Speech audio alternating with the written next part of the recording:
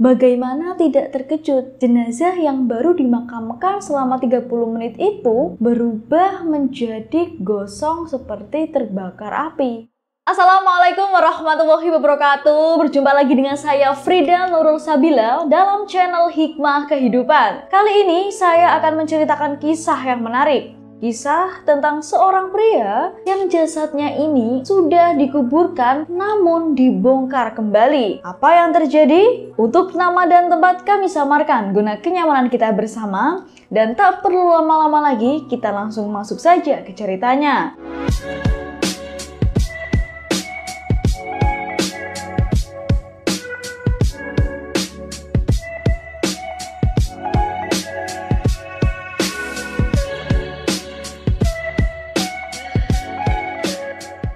Kisah ini diceritakan oleh seorang ustadz bahwa siksa kubur ini merupakan hal yang sangat pedih bagi orang-orang yang tidak menyiapkan kematiannya dengan baik. Kisah ini diambil dari seorang pemuda yang bernama Kardi. Kardi ini menikah dengan seorang wanita yang cantik sekali. Namun kecantikannya ini membuat Kardi ini menjadi celaka. Kehidupan mereka berdua ini sangat harmonis. Bahkan tetangga-tetangganya ini merasa iri dengan keharmonisan mereka berdua. Namun sayang, Kardi ini tidak berumur panjang. Ia tidak bisa menikmati lebih lama lagi dengan istrinya itu, dan ia pun meninggal dunia. Pada saat Kardi ini meninggal dunia, baru saja melangkahkan kakinya, tetangganya pun sudah mengeluhkan bau yang tidak sedap. Padahal di setiap sudut-sudut ruangan ini sudah diberi aroma-aroma agar tidak tercium bau busuk tersebut. Namun pewangi itu tidak bisa menghalangi bau busuk pada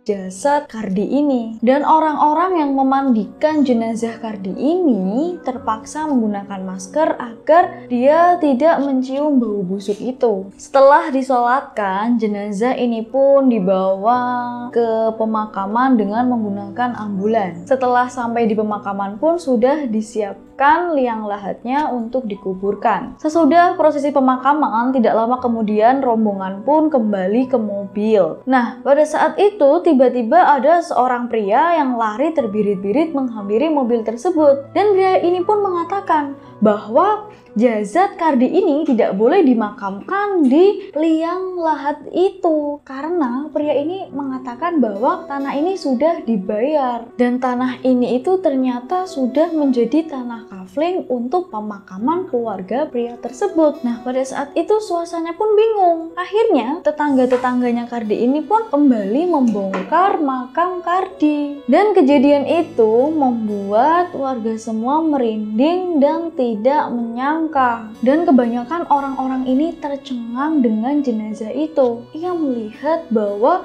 kain kafannya ini sudah berubah warna menjadi warna abu-abu. Padahal sudah pasti kan tanah makam ini berwarna merah kecoklat-coklatan.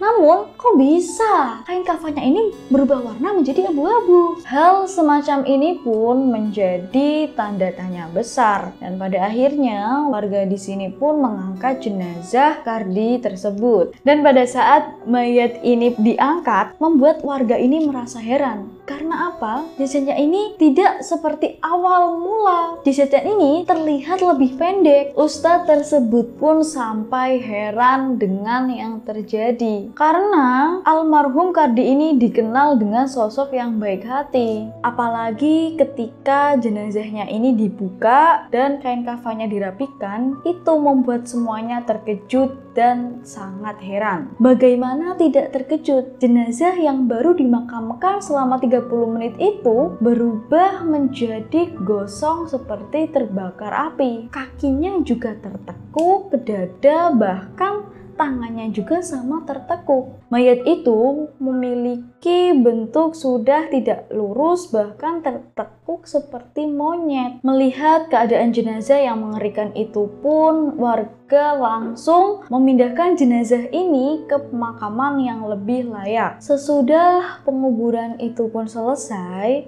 akhirnya Ustadz ini pun mendapatkan cerita dari seorang warga. Warga ini mengatakan bahwa semasa pemuda ini menikah dengan istrinya, Kardi ini pernah tinggal dengan ibu kandungnya. Awalnya, mereka memang terkenal dengan pasangan yang romantis dan membuat warga-warga ini merasa iri. Namun sayangnya, kecantikan istrinya ini membuat dia celaka. Bahkan istrinya ini memperlakukan ibu mertuanya dengan tidak layak. Bahkan istrinya ini seringkali terdengar meneriaki ibu mertuanya. Ia sering menyuruh-nyuruh seperti layaknya pembantu.